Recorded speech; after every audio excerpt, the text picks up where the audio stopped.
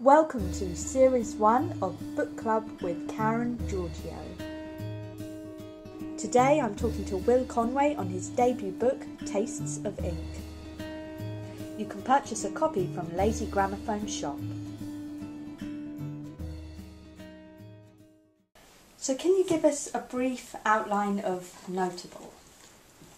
What, without giving it away? It's about a guy who wants to write a suicide note, I guess. Maybe it is a suicide note. Maybe it's my suicide note. I forgot to kill myself. No, it's just about a guy sat on his own in a room. It's supposed to be a play on words, the title, but no one ever gets it. What's the play on words? Well, it's notable because it's a suicide note, but it's also not able. Oh. And also because there's a weird oblique reference in there to him not having a table to write on. He's leaning on a book, so there's no table as well. That's so, clever. Yeah. I didn't see that. There's loads in there. It's probably about the only thing in there that's play on words. But yeah, it's just it was the last one to be put in the book, although not the last story to be written. Right. I just didn't know if it's much of a story. But then I sort of thought, one of my favourites actually. Really? Oh, that's nice. It's a bit bleak to be a favourite, but okay. It's supposed to be funny. I mean, it's supposed to be a sort of bit dark comedy, but it's it's about a guy trying to figure out what his life adds up to. So it is all focused on him, and you do write, "I'm entirely self-centred," and he does seem very sort of focused on himself. But quite a few of your characters seem to have this preoccupation with being selfish or with oneself. And I wondered why you chose to focus on that. I guess it just came naturally just to talk from a particular perspective and about only having that unique perspective. I think a lot of people get troubled by that, but they can never see stuff from someone else's point of view. You're only ever going to see things the way you see things. It can be influenced by others, but I think I don't know, I sometimes feel a bit, not trapped, because I guess you can change your mind about things, but you're always going to be you. Do you think being preoccupied with oneself is a selfish act? I don't know, it depends on the definition of the word. I mean, selfish, self-centred, it's all to do with the self, but I don't know which one necessarily means that you're ambivalent towards others. Right. Because you can only, people say there's no such thing as a selfless act. You can only ever do anything for yourself. Because even if you're doing something for, I don't know, you're doing something nice for your girlfriend, it's so your girlfriend is nice to you, or you're doing something for, helping build a school, or, doing some humanitarian act, it's because that makes you feel good. Yeah. Even if it doesn't make you feel good initially. Yeah. Still, everything's about self-gratification, even sort of convoluted routes. I don't know. Maybe people just can't escape from that. Everything's going to be. We're all creatures trying to survive, so everything's somehow, even if it's loosely connected to that survival instinct, looking out for yourself. Something that's ingrained in our cells, I suppose. It's interesting because I think it's in the book, it's addressed as a very vain thing to do, but really maybe looking at oneself is the best thing you can do for yourself and for humanity.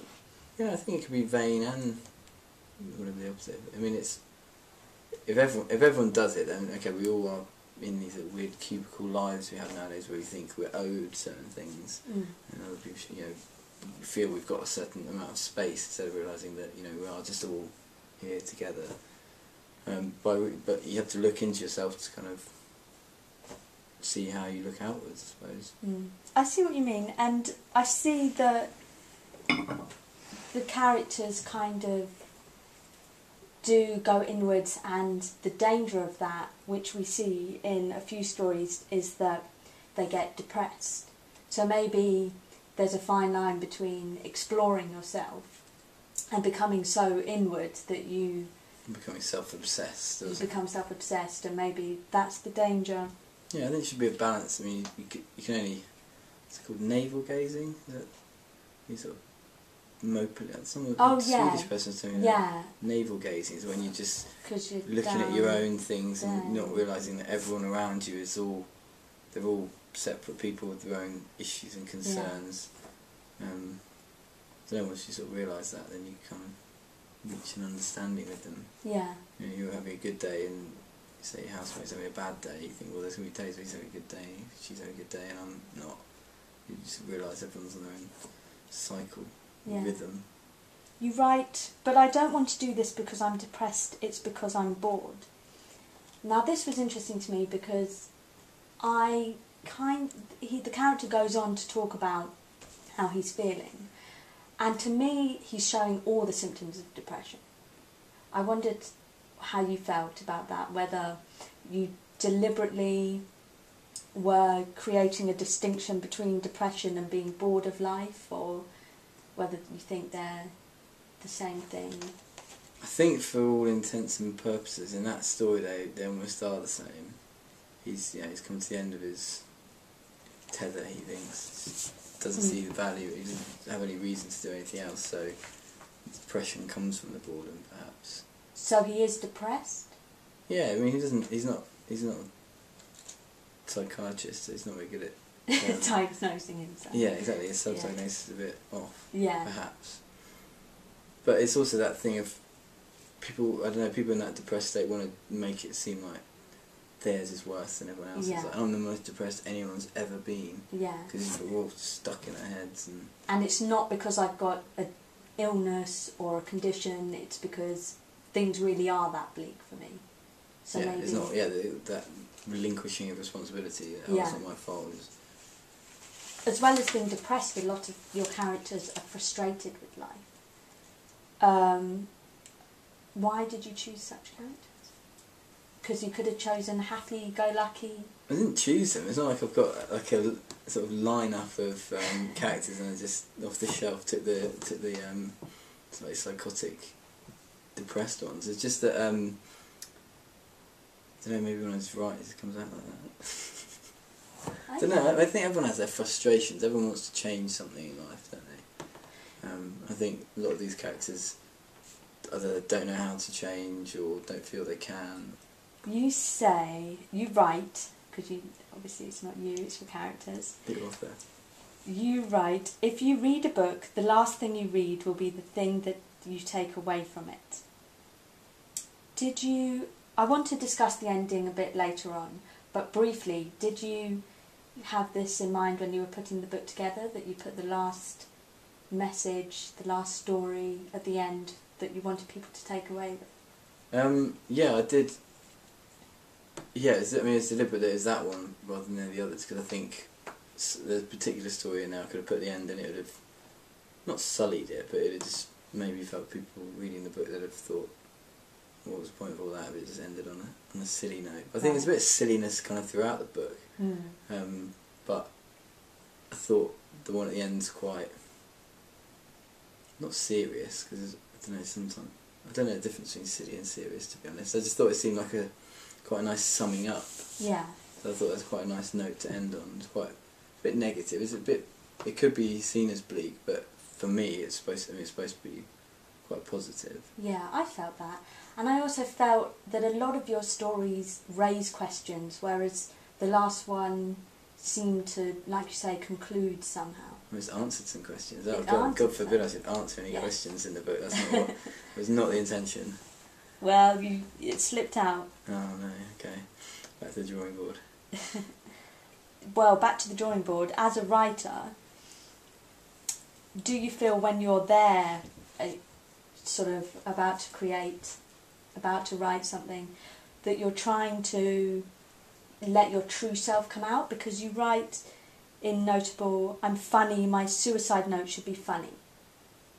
So I'm thinking, when you're writing, are you thinking about your own character, and Will is, I don't want to label you with a title, but Will is X, and I want that to come out in my writing. Is that what happens? I think you can try to do that, and doesn't work out like you plan it to. I think whatever you do, if you sort of, if you just let it happen, then you find that you sound a certain way. You find so your own voice kind voice. of comes out through just what you do. Being so I don't know what my voice sounds like, because it seems like it's different every time I do it, but I guess if you read a lot of my stuff, it probably, after a while, you start to connect things. Oh yeah, that's typical of him to do that, because he did that in that thing. But I don't know. You say I'm about to create. I don't know. I don't know if I ever feel I'm about to. I'm either sort of doing it or I'm not. Okay. There's not getting an idea and I better jot it down, or I might return to it. But I'm never sort of thinking, let's get in the mood here. You know, I don't. You don't light the candles and set the ambience. No, I don't. If I did that, I might write some weird things. What do you think you might write? I don't know. I think the candles might put me off a bit. Writing by candlelight might be a bit. I think I'd have to write something like Shelley or Bram Stoker, some sort of horror, some kind of. I thought, God forbid, it might be something a bit hopeful blue and romantic, but you think it would be the opposite. I don't know. Candles can be romantic, but anything could be romantic. I don't think there's any sort of intrinsic items that are romantic. I mean, it's a gesture that'd be romantic, or a thought. Something personal. Yeah. I've got another wild quote actually about romance. Okay, go for it. You know Algae from The Importance of Being Earnest? Yeah. The very essence of romance is uncertainty. So I like that. That's a good point. So they've not quite, no, you're not quite there. That sort of, once you've got something, you know you're going to lose it. Whereas that moment just before you got something where you think you're getting it, that's sort of a lot more powerful. But isn't that a sort of almost unrealistic, negative perspective on relationships where you're always chasing something? You're never happy with chasing something. Now. No one's ever happy. When you're happy, you're not thinking. No one's ever happy? Well, okay, if you're happy. But, I don't know, I'd hate to think I had everything and there's nothing to sort of go for anymore. I think I'd get... I mean, if you had everything, you'd find a hole in it anyway, or you'd lose it, or whatever. That feeling of having something to go towards. I mean, I'm not a particularly goal-driven person, but having nothing to look forward to is rubbish. Thank you for watching Book Club with Karen Georghiou. Once again, you can purchase a copy of Tastes of Ink from Lazy Gramophone Shop. If you've enjoyed watching, please subscribe to Rag Television YouTube channel. And if you're an author, poet or publisher and would like to feature on Book Club, please email bookclub@ragworld.co.uk.